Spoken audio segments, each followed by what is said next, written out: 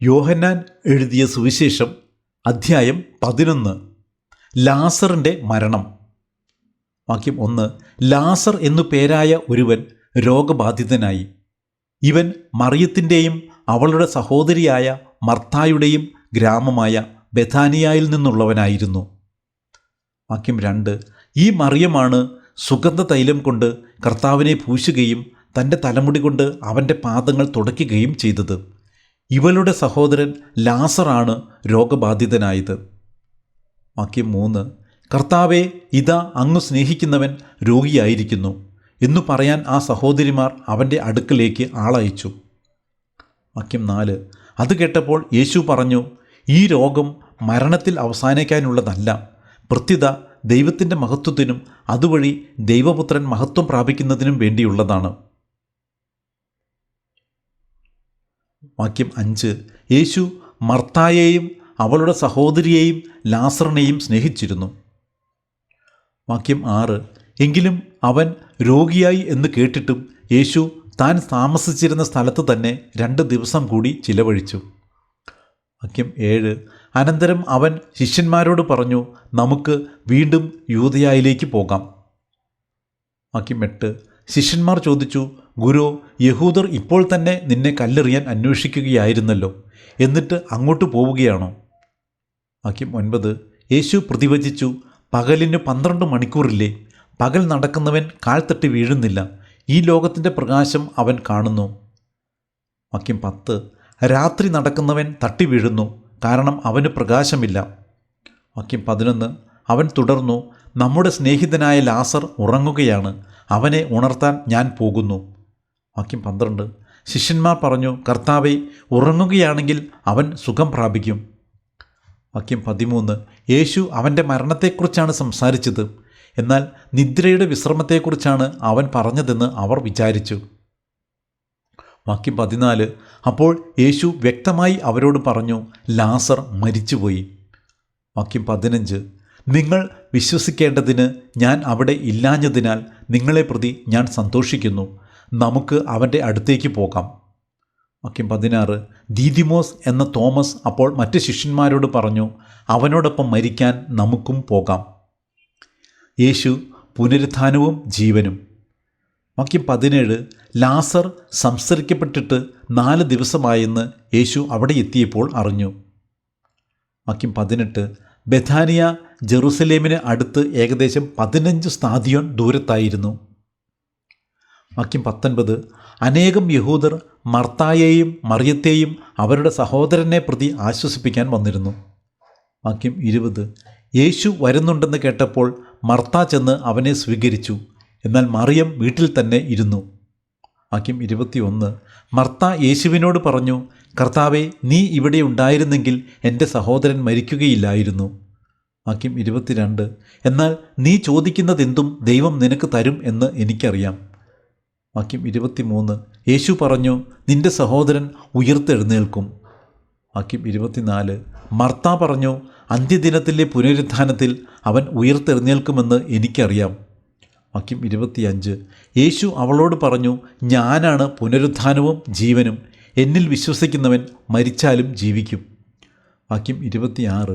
അങ്ങനെ ജീവിക്കുകയും എന്നിൽ വിശ്വസിക്കുകയും ചെയ്യുന്നവൻ ഒരിക്കലും മരിക്കുകയില്ല, ഇത് നീ വിശ്വസിക്കുന്നുവോ? വാക്യം 27.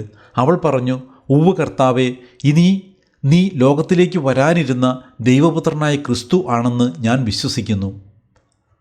യേശു കരയുന്നു. വാക്യം 28. ഇതു പറഞ്ഞിട്ട് അവൾ പോയി തൻ്റെ സഹോദരിയായ മറിയത്തെ വിളിച്ച്, ഇതാ ഗുരു ഇവിടെയുണ്ട്, നിന്നെ വിളിക്കുന്നു എന്ന് സ്വകാര്യമായി പറഞ്ഞു. വാക്യം 29. ഇത് കേട്ടയുടനെ അവൾ എഴുന്നേറ്റ് അവൻ്റെ അടുത്തേക്ക് ചെന്നു. വാക്യം 30. യേശു അപ്പോഴും ഗ്രാമത്തിൽ പ്രവേശിച്ചിട്ടില്ലായിരുന്നു, മർത്ത കണ്ട സ്ഥലത്ത് തന്നെ അവൻ നിൽക്കുകയായിരുന്നു. വാക്യം 31. മറിയം തിടുക്കത്തിൽ എഴുന്നേറ്റ് പുറത്തേക്ക് പോകുന്നത് കണ്ട് വീട്ടിൽ അവളെ ആശ്വസിപ്പിച്ചുകൊണ്ടിരുന്ന യഹൂദർ അവളെ അനുഗമിച്ചു. അവൾ ശവകുടീരത്തിങ്കൽ കരയാൻ പോവുകയാണെന്ന് അവർ വിചാരിച്ചു. വാക്യം 32. മറിയം യേശു നിന്നിരുന്നിടത്ത് വന്ന് അവനെ കണ്ടപ്പോൾ കാൽക്കൽ വീണ് പറഞ്ഞു, കർത്താവേ, നീ ഇവിടെ ഉണ്ടായിരുന്നെങ്കിൽ എൻ്റെ സഹോദരൻ മരിക്കുമായിരുന്നില്ല. വാക്യം 33. അവളും അവളോടുകൂടെ വന്ന യഹൂദരും കരയുന്നത് കണ്ടപ്പോൾ യേശു ആത്മാവിൽ നെടുവീർപ്പിട്ടുകൊണ്ട് അസ്വസ്ഥനായി ചോദിച്ചു. വാക്യം 34. അവനെ അടക്കിയിരിക്കുന്നത് എവിടെയാണ്? അവർ അവനോട് പറഞ്ഞു, കർത്താവെ, വന്നു കാണുക. വാക്യം 35. യേശു കണ്ണീർ പൊഴിച്ചു. വാക്യം 36. അപ്പോൾ യഹൂദർ പറഞ്ഞു, നോക്കൂ, അവൻ എത്രമാത്രം അവനെ സ്നേഹിച്ചിരുന്നു. 37. എന്നാൽ അവരിൽ ചിലർ പറഞ്ഞു, അവൻ്റെ കണ്ണ് തുറന്ന ഈ മനുഷ്യന് ഇവനെ മരണത്തിൽ നിന്ന് രക്ഷിക്കാൻ കഴിയുമായിരുന്നില്ലേ? ലാസറിനെ ഉയിർപ്പിക്കുന്നു. വാക്യം 38. യേശു വീണ്ടും നെടുവീർപ്പിട്ടുകൊണ്ട് ശവകുടീരത്തിങ്കൽ വന്നു. അത് ഒരു ഗുഹയായിരുന്നു. അതിന്മേൽ ഒരു കല്ലും വച്ചിരുന്നു. വാക്യം 39. യേശു പറഞ്ഞു, ആ കല്ലെടുത്തു മാറ്റുവിൻ. മരിച്ചയാളുടെ സഹോദരിയായ മർത്ത പറഞ്ഞു, കർത്താവെ, ഇപ്പോൾ ദുർഗന്ധം ഉണ്ടായിരിക്കും. ഇത് 4-ാം ദിവസമാണ്. വാക്യം 40. യേശു അവളോട് ചോദിച്ചു, വിശ്വസിച്ചാൽ നീ ദൈവമഹത്വം ദർശിക്കുമെന്ന് ഞാൻ നിന്നോട് പറഞ്ഞില്ലേ? വാക്യം 41. അവർ കല്ലെടുത്തു മാറ്റി. യേശു കണ്ണുയർത്തി പറഞ്ഞു, പിതാവേ, അങ്ങ് എൻ്റെ പ്രാർത്ഥന ശ്രവിച്ചതിനാൽ ഞാൻ അങ്ങേക്ക് നന്ദി പറയുന്നു. വാക്യം 42. അങ്ങ് എൻ്റെ പ്രാർത്ഥന എപ്പോഴും ശ്രവിക്കുമെന്നും എനിക്കറിയാം. എന്നാൽ എന്നെ അയച്ചത് അവിടുന്നാണെന്ന് ചുറ്റും നിൽക്കുന്ന ജനം വിശ്വസിക്കുന്നതിന് വേണ്ടിയാണ് ഞാനിത് പറയുന്നത്. വാക്യം 43. ഇതു പറഞ്ഞിട്ട് അവൻ ഉച്ചത്തിൽ പറഞ്ഞു, ലാസറേ, പുറത്തു വരിക. വാക്യം 44. അപ്പോൾ മരിച്ചവൻ പുറത്തു വന്നു. അവൻ്റെ കൈകാലുകൾ നാടകൾ കൊണ്ട് ബന്ധിക്കപ്പെട്ടും മുഖം തുണികൊണ്ട് ആവരണം ചെയ്യപ്പെട്ടുമിരുന്നു. യേശു അവരോട് പറഞ്ഞു, അവൻ്റെ കെട്ടുകൾ അഴിക്കുവിൻ, അവൻ പോകട്ടെ. യേശുവിനെ വധിക്കാൻ ആലോചന. വാക്യം 45. മറിയത്തിൻ്റെ അടുക്കൽ വന്നിരുന്ന യഹൂദരിൽ വളരെ പേർ അവൻ പ്രവർത്തിച്ചത് കണ്ട് അവനിൽ വിശ്വസിച്ചു.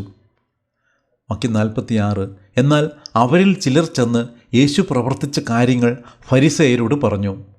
വാക്യം 47. അപ്പോൾ പുരോഹിത പ്രമുഖന്മാരും ഫരിസേയരും ആലോചനാ സംഘം വിളിച്ചുകൂട്ടി പറഞ്ഞു, നാം എന്താണ് ചെയ്യേണ്ടത്? ഈ മനുഷ്യൻ വളരെയധികം അടയാളങ്ങൾ പ്രവർത്തിക്കുന്നല്ലോ. വാക്യം 48. അവനെ നാം ഇങ്ങനെ വിട്ടാൽ എല്ലാവരും അവനിൽ വിശ്വസിക്കും. അപ്പോൾ റോമാക്കാർ വന്ന് നമ്മുടെ വിശുദ്ധ സ്ഥലത്തെയും ജനത്തെയും നശിപ്പിക്കും. വാക്യം 49.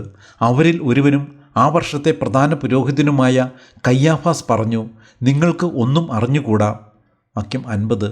ജനം മുഴുവൻ നശിക്കാതിരിക്കാനായി അവർക്ക് വേണ്ടി ഒരുവൻ മരിക്കുന്നത് യുക്തമാണെന്ന് നിങ്ങൾ മനസ്സിലാക്കുന്നുമില്ല. വാക്യം 51. അവൻ ഇത് സ്വമേധയാ പറഞ്ഞതല്ല, പ്രത്യുത ആ വർഷത്തെ പ്രധാന പുരോഹിതൻ എന്ന നിലയിൽ ജനത്തിനു വേണ്ടി യേശു മരിക്കേണ്ടിയിരിക്കുന്നുവെന്ന് പ്രവചിക്കുകയായിരുന്നു. വാക്യം 52. ജനത്തിനു വേണ്ടി മാത്രമല്ല, ചിതറിക്കിടക്കുന്ന ദൈവമക്കളെ ഒരുമിച്ച് കൂട്ടുന്നതിനു വേണ്ടിയും. വാക്യം 53. അന്നു മുതൽ അവനെ വധിക്കാൻ അവർ ആലോചിച്ചു കൊണ്ടിരുന്നു. വാക്യം 54. അതുകൊണ്ട് യേശു പിന്നീട് ഒരിക്കലും യഹൂദരുടെ ഇടയിൽ പരസ്യമായി സഞ്ചരിച്ചില്ല. അവൻ പോയി മരുഭൂമിക്കടുത്തുള്ള എഫ്രായിം പട്ടണത്തിൽ ശിഷ്യരോടൊത്തു വസിച്ചു. വാക്യം 55. യഹൂദരുടെ പെസഹ തിരുനാൾ അടുത്തിരുന്നു. ഗ്രാമങ്ങളിൽ നിന്നു വളരെ പേർ തങ്ങളെ തന്നെ വിശുദ്ധീകരിക്കുന്നതിനായി പെസഹായ്ക്ക് മുമ്പേ ജെറുസലേമിലേക്ക് പോയി. വാക്യം 56. അവർ യേശുവിനെ അന്വേഷിച്ചുകൊണ്ട് ദേവാലയത്തിൽ വെച്ച് പരസ്പരം ചോദിച്ചു, നിങ്ങൾ എന്തു വിചാരിക്കുന്നു? അവൻ തിരുനാളിന് വരികയില്ലെന്നോ? വാക്യം 57. അവൻ എവിടെയാണെന്ന് ആർക്കെങ്കിലും വിവരം ലഭിച്ചാൽ അവനെ ബന്ധിക്കേണ്ടതിന് തങ്ങളെ അറിയിക്കണമെന്ന് പുരോഹിത പ്രമുഖന്മാരും ഫരിസേയരും കൽപ്പന കൊടുത്തിരുന്നു.